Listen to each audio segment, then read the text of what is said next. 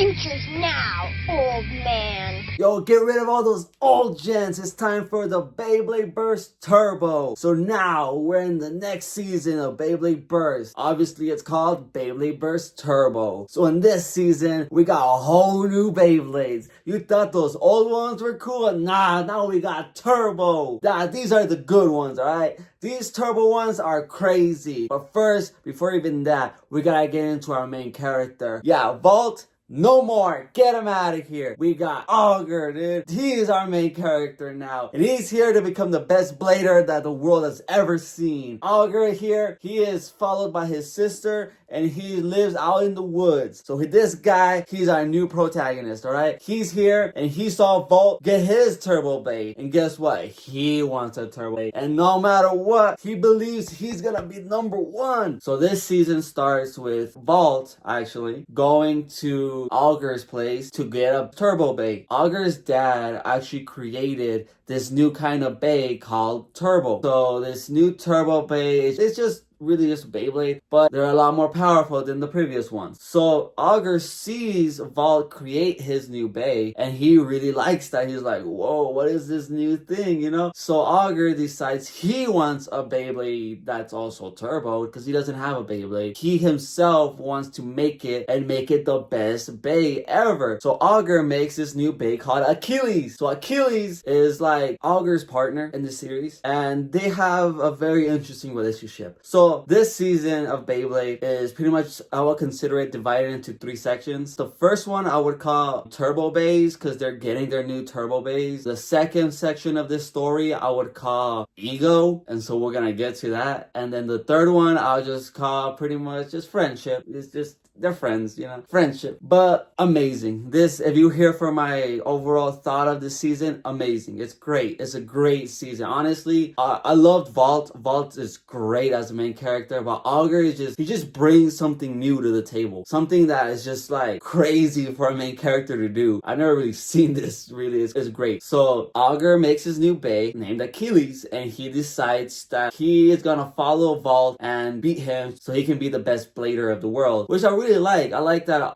Vault is now seen as this like great blader in this world because he really is. Last season he was able to achieve his dream, and now in this season he is pretty much the top blader of the world that Aiger sees as like a big obstacle that he wants to overcome, which I really love seeing like the progression of that. Seeing that not only is this story of Vault continuing, but now these new kids are coming up and they want to beat the best blader in the world, which is Vault. Vault is the best blader. That's pretty crazy. And I love seeing that because it's like usually stories don't like to keep their old protagonists in the story because they want room for the new ones. But I love that they keep Vault, they keep Shu, they keep all these old characters around to show that like they're still here, they're still blading, but these new kids are coming up and they're getting mentored or they're getting shown like how it used to be in the past or getting like redirected into the right path. I love that these old characters are coming back and helping our new characters to do stuff. We have a lot of new characters. A lot of our new characters are very similar to old characters, but they have their own personalities that really distinguish them from the old cast, which I really love. I really believe that like these new characters have their own sense of identity, even though some of them look like the old characters. Like this guy and this guy, they're like you could tell they're siblings, but they don't shy behind that. They're not just like, oh, this guy just happens to look. No, these guys are related and the torch has been passed. And I love that. Aiger as a main character, he's crazy. He's a crazy guy. He's a crazy guy.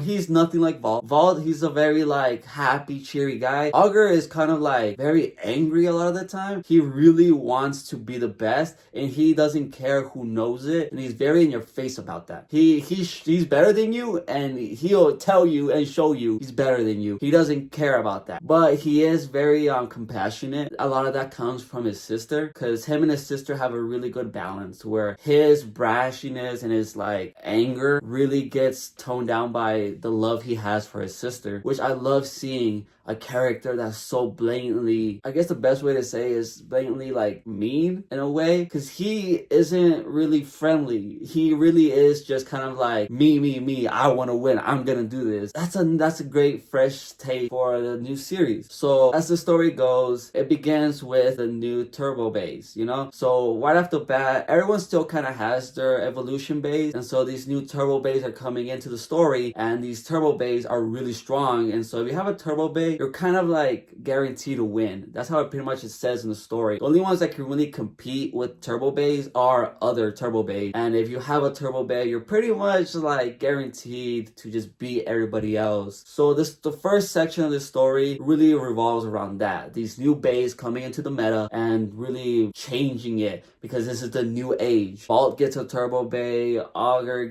makes his own, he has a new one, and these other characters also have new bays. And so it really shows that like the turbo era has started and it's kind of taking over the evolution era. But as the story goes on, it starts to shift the next section of this story, which is the ego section. I don't know if you guys saw, but in the first two series, if you guys did watch it, Vault has this connection with his bae, Valtriac, where he can really like communicate with his bae. He can talk to him and they really have this connection. Well, Augur has that connection too with Achilles, and the connection with him and Achilles is really great. Like it's so great. Other characters mention it, that like he can really resonate with his bae, which is what they call it, resonating. So the second section of this story is really about ego, because you would think like the main character would be like best friends with his bae. Augur believes he is, but he really isn't. And so the second section is really more about Augur and his bae going through this journey of pretty much Augur in a way like learning how to not resonate with him but force his bae to do what he wants. So Vault and Valtriac have this great connection of them being partners, being equal. Well, Augur eventually starts to kind of force Achilles to do things and fight in a way that doesn't fit him. And so this new like thing is introduced where you can actually force your bae to push itself to limits it's not supposed to go, to the point where like you start actually having drawbacks because of what you're doing to your bae. It's very hard to explain, but the way it's shown in the story is that like since you're forcing your bae to do things it doesn't want to do, you eventually start to resonate in a very bad way with your bae, where the pain the bae itself is feeling, you feel that. And so Augur mistakes that feeling for a deeper connection. He really believes that like he's deepening his connection with his bae, but in reality he's really like hurting himself and he's hurting his bae. And the story really dives into what the last season was trying to do with Shu, where it's like instead of Augur respecting his bae and having it as a partner, as an equal, he really believes that he himself is the bae, sort of like Shu did last season. And so Augur and his bae Achilles go through this downhill where they're both kind of like having a toxic relationship. That's the best way to describe it, a toxic relationship. And it's just so insane to see that, because Augur keeps falling deeper and deeper and deeper until there's a breaking point. And so when that happens, he really has to understand that he messed up, that he was completely wrong. And they show that because usually the bays have this like giant scenes where you can see the actual bay, like what the soul of the bay is saying. But eventually Augur stops hearing that. Augur doesn't hear that no more, and he kind of starts questioning himself like, why can't I hear my partner anymore? And so the second section of this story is just phenomenal. It was great.